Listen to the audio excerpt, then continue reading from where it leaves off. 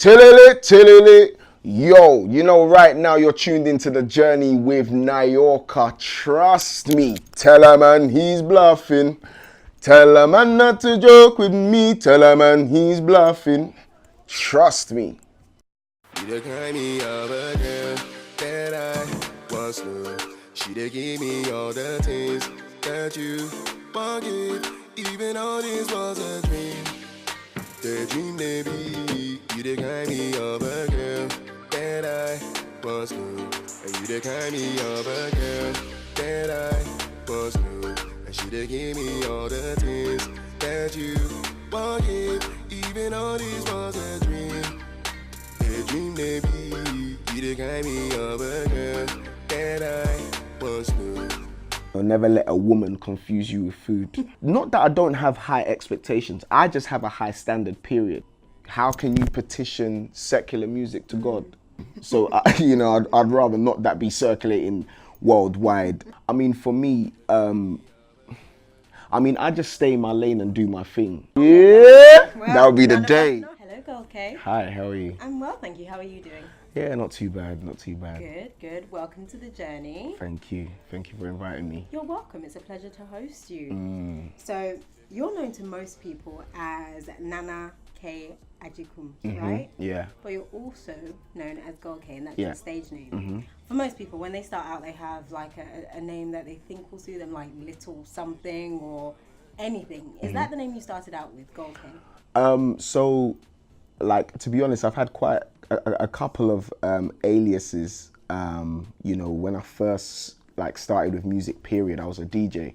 And I was part of a group called Virtual Sounds. It was myself and my friend, Mr. Miggs.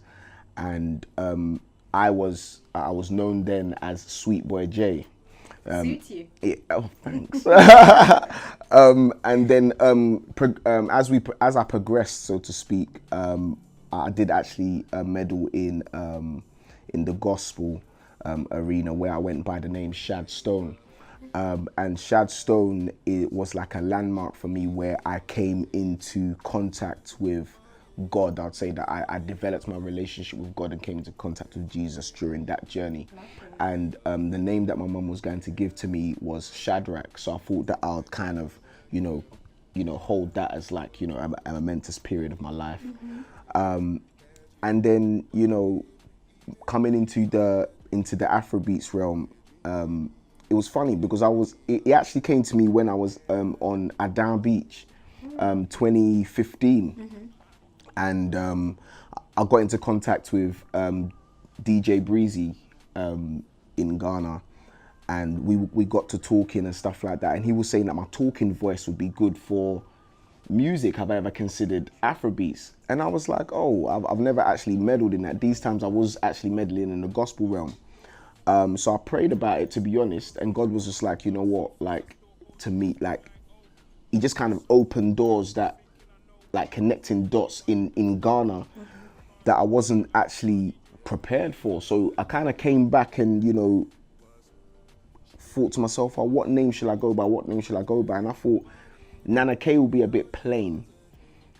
Plus is my actual name. So, I'd rather not that be circulating worldwide. Instead, where Nana means royalty or royal priesthood in Ghana, I just thought that I'll take what commodity represents royalty, which is being gold, and just kept the K there. So GoldKay. I like it. Yeah, I like it a lot. thank you. You performed at the Ghana Music Awards UK. I was there, loved your performance. Thank you very much. It was actually the first time I had seen you perform, and I was actually quite sad because I thought I could have seen more of this. Wow. Like, if I would have come to, other concerts and other performances. Thank you. And you won the UK-based Afrobeats of the Year award, right? Yeah, I did. How did that feel? To be honest with you, I was, with regards to the performance, for me, when I go out there, I'm always out there to get the audience involved. Like, as much as I like to perform and as much as I want them to appreciate me as an artist, even, I guess, coming from the church into this arena, like in church, when you're singing to the congregation, you get them involved. So I thought I'd just bring that same philosophy, because I don't want it to be a thing where people just come to watch me. I want all of us to enjoy this experience. I always get them involved, like a sing-along or something. But it was a humbling experience winning the award, considering the other artists that was in the group as well. Yeah, You know, so you had UG, Qualms and Flavor, Mr. Silver, you know, NSG, and all of these people are doing well in the UK and in the industry. So to be even named amongst those names was a privilege in itself. But then to win the award as well, I'm not gonna lie, came as a shock to me. But you know what? It just shows that, you know, you don't actually know who's watching you, or you don't know who's actually appreciating the work that you're doing and who's actually pushing the name out for you. And, you know, evidently it just showed that, you know, I've got people out there who are really appreciating the music and, you know, voting and paying attention. So I'm grateful. Now, I've heard that some of the nominees, when they see other artists that are listed in the category who are also up for the award, they go there not expecting to win because they're like, oh my gosh, am I really going to win this? I mean, look at the other artists that are in this. So when you saw that, when you were contacted about being a nominee, you didn't think you had a chance of winning? Do you know what? Even being nominated enough showed that I did enough to be recognized. So I was already grateful for the fact that I was nominated. Yeah. With regards to winning, I mean, for me, I just stay in my lane and do my thing. Like, I don't really concentrate on the things that the other artists are doing per se. I mean, I pay attention to their work and, you know, appreciate their work. But like in terms of me comparing myself to them, I feel like the sky's big enough for every bird to fly. So I don't really watch what every man is doing. So I just stay in my lane and do my thing. And if my peoples are voting for me and you know, spreading my name out there for me, then, you know, winning is just a bonus. Winning is just an add-on to what it is that I'm trying to achieve in this industry. I like the way you think. Thank you very much. You sang Marvin Gaye's Sexual Healing. That was the first song you sang as you came out on the stage. When I heard the voice, I was amazed. Oh, I was man. like awe-stricken. Was that a strategic move? Because as soon as you started singing, all the women got up. I don't know what the men were doing because no one was paying attention to them. But all the women rose to their feet and started singing and swaying their hips. Was that intentional? Do you know what? I mean, for me, do you know what it is? Like in terms of how I want to deliver my message via Afrobeats, I don't want to do it via the vocals. Okay. So in terms of like sing all the time. Do you know what I mean? Like I like to experiment with music. However, I like to also remind myself and my core fans that I am a singer first. So even though you've come to watch me perform Afrobeats, I also want to show you that we can go back in time, we can reminisce, we can enjoy vibes that was there before Afrobeats got recognized. Do you see what I'm saying? And as a singer, I grew up listening to people like Boyz II Men, Stevie Wonder, Luther Vandross. I'll always give, you know, a little, you know, for the ladies to sing along to, you know, just remind them. Most people are familiar with your face, not only because of your music videos, but because they would have seen you on the BBC's All Together Now, where I was expecting all 100 contestants to stand up and be like, yes, this is the guy. I want to know what your reasons were for going on the show. Was it the prize money, or at the back of your mind, did you have a vision and think, well, I could be signed by a huge record label? Because some people go there for a short-term goal and some people have long-term goals. I mean, for me, not that I don't have high expectations. I just have a high standard, period. And for me, I know that I'm slowly growing this thing, this journey. So no matter what happens, I'm going to enjoy the journey, period, because there's a lot of things that's going to happen, setbacks, all of that kind of stuff that I can look back on and laugh at one day. Do you see what I'm saying? Now, in terms of All Together Now, for me and for my team, it was more of a strategic thing. And I say that because Afrobeat still doesn't have a presence in the UK like that, like it should. Not exactly. Do you see what I'm saying? And it's been misconstrued with a lot of other genres where we're getting subgenres from our genre. So for me, my whole thing was to get GoldKay on the BBC, no matter what the capacity, because they're going to remember the name GoldKay. Exactly. Amazing.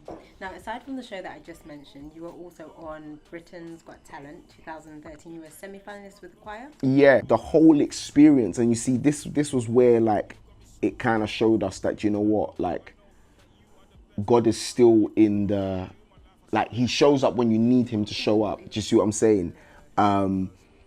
And like before we actually went to audition, they actually wanted us to perform Proud Mary, which is by Tina Turner. Instead, we decided that we was going to do a gospel song because that's what we were, a gospel choir. The producers actually didn't know what we was going to come and do on stage though. So for us, we were at the back and there was a little piano there. One of the guys who was just there just started playing some chords and we just got into like a little worship. And it was just like, from there, light bulb moment, we've been given an opportunity to be on primetime TV, on a primetime channel, on primetime. So we're going to use this opportunity to show people that like God is not just a facade. So we came out and done our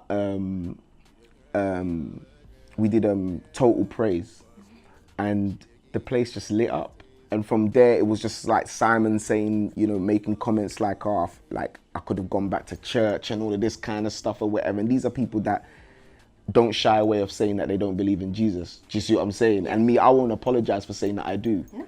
Do you know what I mean? And from there, it's kind of been like that, this roller coaster where I always confide in God no matter what. Do you know what I'm saying? Because at the end of the day, If it wasn't for him, I mean, the greatest humbling is from God himself. If God humbles you, it's a different experience. So just follow the path. You know what I mean? Yeah. So yeah.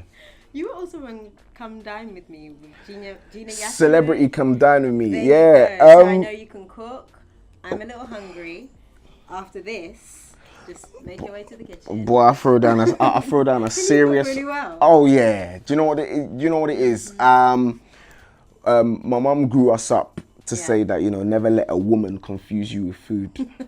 You know what I'm saying? You know, if you can't cook and she says she's not going to cook, yeah, What will you it's do? just it's like Exactly. Chinese. Basically. So no, I throw down a serious meal when I get some ingredients in my hands. Okay. You know what I'm saying? Yeah. What's your what's the word I'm looking for here? My signature. Yes, your signature meal. I mean, to be honest, I don't really have a signature meal here. However, I can throw down a mean lamb.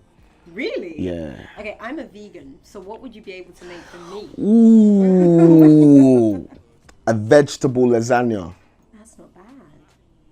Not bad at all. Yeah, throw down a vegetable I lasagna. like the sound of that. I have been following you on Instagram, and what I tend to do is scroll all the way down to the first picture that was posted or the first video.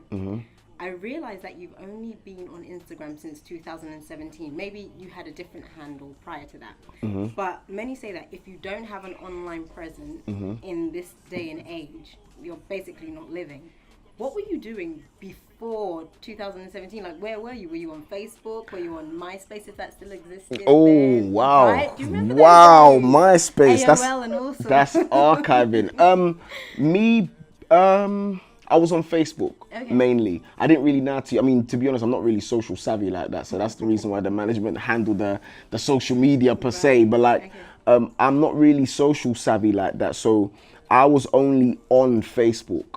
It's only when GoldKay like was developed and rebranded that, you know, the management encouraged me to jump on all the other social media handles. And I won't lie, like Instagram has been probably the biggest plug for us, because I don't know, it's like everybody's on Instagram, isn't it? Absolutely. So my mum's on there. How did she get on there? yeah, Well, that would be the none of day. us know. My The day mum has cannot come. get. She cannot. Because the way that she loads on Facebook is serious. So yeah. Pictures, no captions. No. all sorts, right? I know. See, I know. I've noticed that you have your own personal relationship with God, which I think is amazing. Do you find that there's any conflict between doing worldly music, if you can call it that, and still having a relationship or maintaining that relationship with Him? Do you ever find any conflict between that? See, that's what the artist would think, because how can you petition secular music to God? So for me, when it comes to my music, one thing that I'm not is profane, because I know where I came from. So you know, there's a story of a girl who had alopecia, who was scared to go into the public because of her condition. And one day she went out with her friends. She went to a club. Obviously she wore the do-rag and all of that kind of stuff because she didn't want people to see her. And Bruno Mars's song, Just the Way You Are, came on. And that song took her back to church. But Bruno Mars did not write that song as a gospel song. So for me, God has got his way of touching people. So for when people want to put God in a box, I'm like, no, he's the creator of all things, not some things. You know what I'm saying? It's all things. So for me, when people say, how can you connect secular with God, I just feel like the mission that God has got for me is different from everybody else's mission. And I don't need to be saying Jesus for people to know that there's an anointing or a blessing on my life. You're right. I like the way you express yourself. You remind me of her. Are you a footman? Hey, my God. Yeah. Oh, there's some scary toes out there, you know. I know, which is why some looking like fists, some looking like claws. We are grabbing the pavement. Yeah. Some going on the front of the slipper. You know what I'm saying? Swimming. No. Yes. It's somebody who can connect with lips, kiss, mwah, and it's soft, nice. Oh. Could you make that sound again? Just Mwah. Yeah, that mwah. Yeah. What's up? She dey give me all